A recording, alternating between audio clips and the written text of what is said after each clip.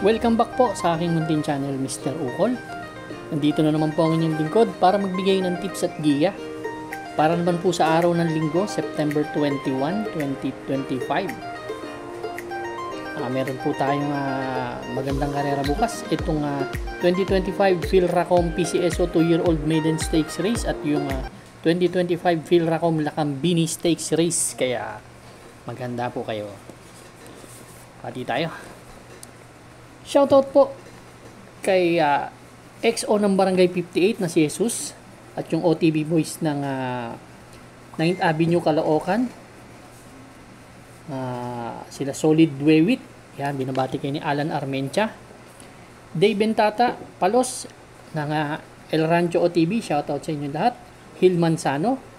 Boss Donnie Salta. Binabati ka ni Sir Rolando Reyes.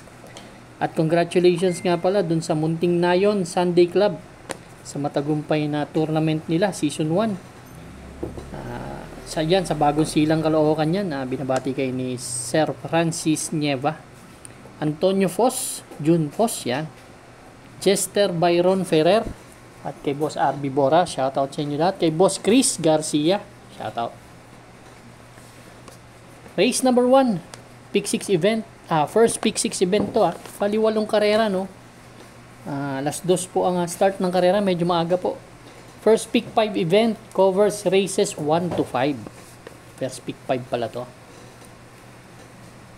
Meron po tayong 12 kalahok dito. Distansya po 1,400 meters, 17 to 41 split na grupo.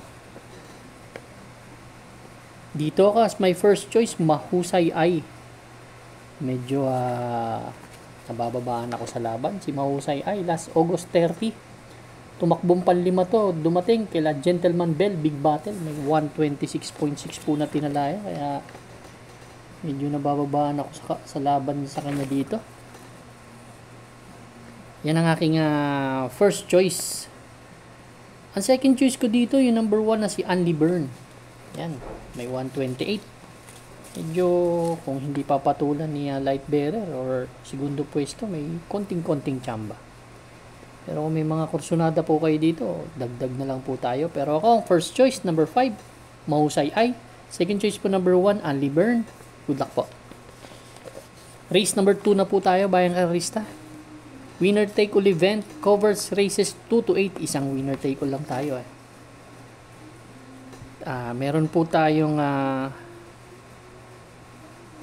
12 entries, 10 in betting options lang tayo dito. Ito po yung 2025 Philracom Lakambini Stakes Race. Natapat linggo. May rally. Lakambini Stakes Race. Ang distansya po, milya. Yan. Ang first choice ko dito yung number 1A na si District 1. Actually, buong buo kasi rumimati ito. Winner po ito ng ng first leg ng locally bred. Nagdala ng 143 sa milya. Then pa-aumento na pa-aumento. Nanalo ng second leg hopeful. 156.6 sa 1.8. Then nanalo ng third leg po. Kaya halos lahat ng grupo sinagasaan ito sa grupo niya. Yung mga kabatch niya. Kaya malakas rumimate. Nakakasabay din naman. Kaya yan ang aking first choice. Second choice ko po, number 3, Constatic Offer. Kita nyo, Jeff Tagulaw Sarati yan. Baka mauna yan. May prebang 141.8 din po yan. Siya po yung segundo first leg kay Binalo AU. Ngayon, baka mauna magaling ang hinete. Mahirap pabayaan yan. Kaya yan ang aking first choice. Although dyan si Tasha, no? Itong Tasha na to. Imported killer to. Magagaling na imported tinalo niya. Pero magbibigay akong third choice si Parade King. Ito naman kapapanalo lang last dun sa nanalo to dun sa Bagatsing Cup. Nagtala na 140.4 kaya hindi rin pwedeng i-minus yung prueba nito. Kaya kung may kursunada kayo dito sa laban na to, dagdag lang po tayo. Yung dos may panalo yan. Si Tasha may panalo rin. Pero kung first choice number 1A District 1, second choice po number 3, Constatic Offer. Third choice po number 5, Parade King. Good luck po. Race number 3 na po tayo, bayang karista. Ito naman po yung ating Pick 6 event, covers races 3 to 8. Meron po tayong 5 kalahok lang. Pero yung numbering walang number 5. 5 kalahok lang tayo dito. Distansya po 1,200 meters. Ito po yung 2-year-old maiden stakes race. Yan, napanood ko to. Banderang tapos to, si Brown Tiger. First choice ko po yan, si Brown Tiger.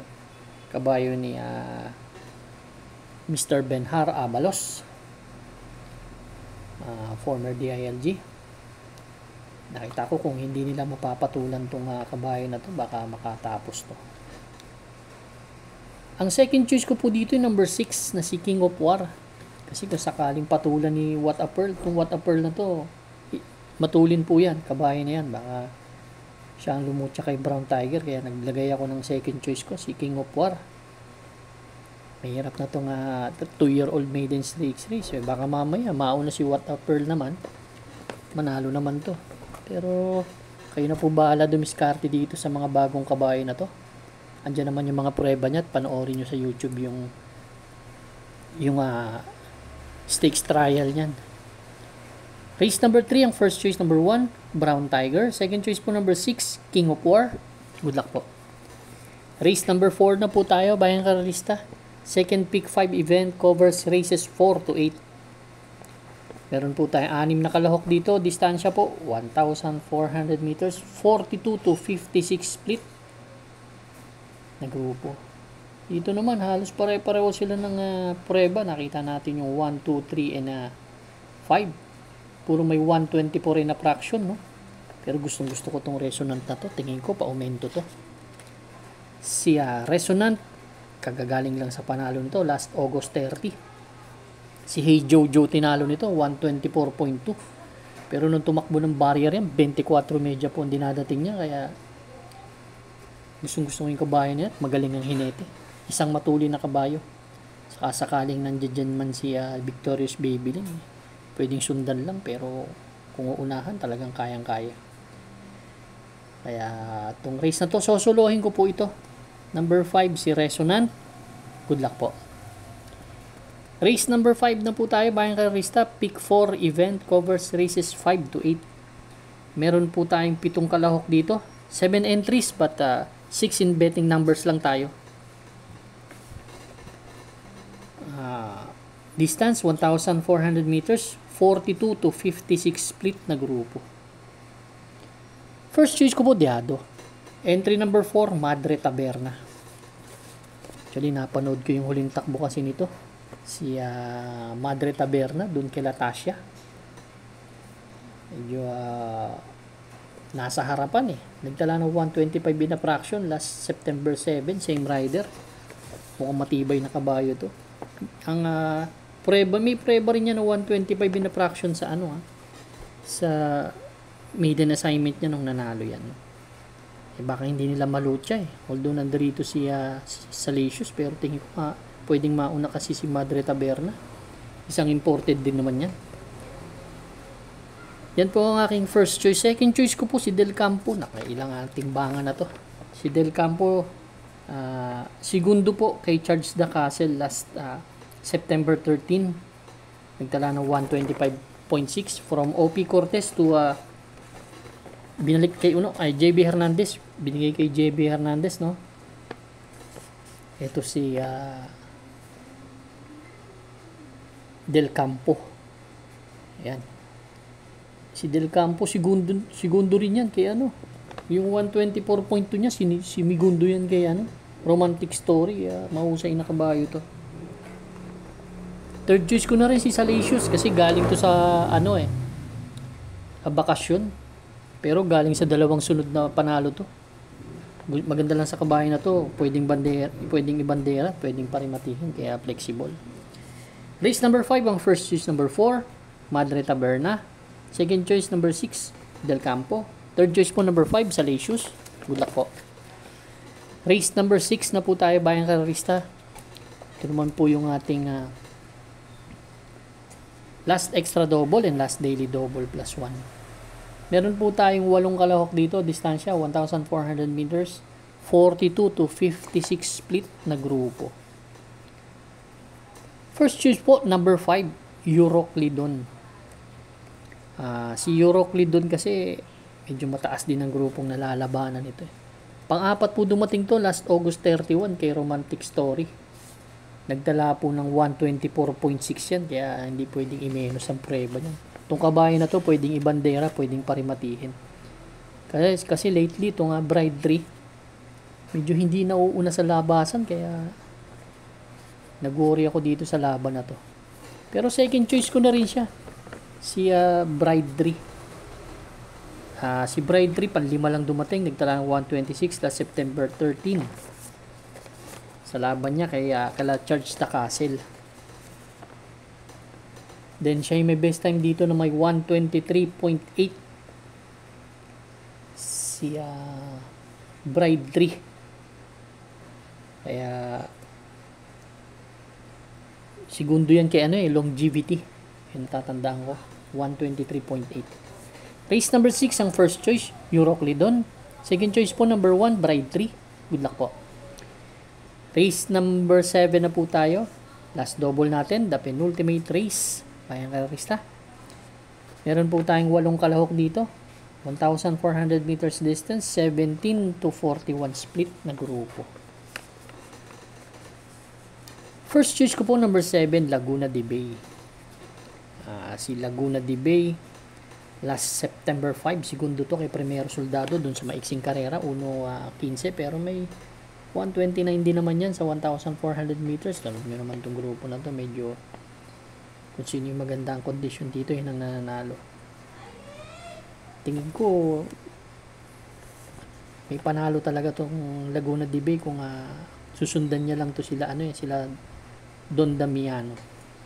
Second choice ko si Don Damiano. Baka maka-solo ere. Si Don Damiano. May 128.2 po yan, no? Huling takbo niya last August 31, pang-anim lang dumating, pero makakabandera to dito. Yun ang magiging ikapapanalo nito. May mga kursunada kayo, dagdag lang po tayo, no? May panalo dyan sila Boss Pabale, Adorable Felicia, pwede isama yan. Sige, bibigay ko na rin third choice si Adorable Felicia, baka makarimati sa laban. Race number 7 ang first choice number 7, Laguna de Bay. Second choice po number 4, Don Damiano. Third choice po number 3, Adorable Felicia. Good luck po. Race number 8 na po tayo, bayang Karista, last and final race for Sunday racing, Sunday afternoon racing. Paratingan po ng ating mga exotics, winner take all, pick 6, pick 5, pick 4, last extra double, and last daily double plus 1 po. Meron po tayong 13 kalahok dito, distansya 1,400 meters. Gusto ko dito si Para sa Masa number 9. Huling takbo ni Para sa Masa last September 14, dun kila High Dollar. Tercero dumating, nagtala ng 126.4 si Para sa Masa. Pero may best time na 125.6 yan. Tingin ko maganda na yung kondisyon ng kabayo.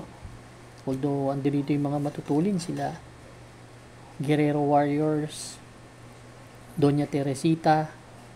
Yan, marami matulin dito sila Beyond Compare. Pero ako, susuluhin ko po entry number 9, si Para sa Masa. Good luck po, bayang Karista. Maraming salamat po sa inyo. Walang sawang pagtangkilik sa aking munting channel. Good luck and stay safe.